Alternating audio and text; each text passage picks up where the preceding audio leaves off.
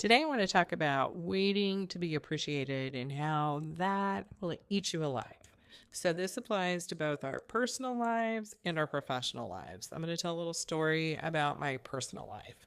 So, I was about 7 years into my marriage, and one day I woke up and I just found myself feeling just completely unappreciated. Like day in and day out, I took care of everything, took care of the house, the family, and like the holidays, the birthdays, and every little thing that kept our lives running smoothly. And the worst part was, I felt like none of it was even being noticed. So I thought if only my husband would see how hard I'm working, I'd finally feel appreciated. But here's the truth. Um, I was waiting for something that may or may not come. And the more I sat in silence, hoping he'd notice, the more resentment built up.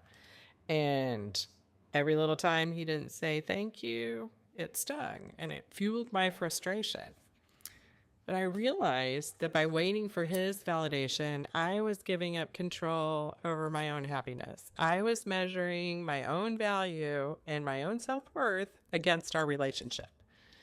And I was expecting him to behave in a certain way so that I could feel a certain way. And only I'm in control of what I feel. I was expecting him to fill a void that only I can fill. And if we're being brutally honest, I was kind of being a hypocrite too.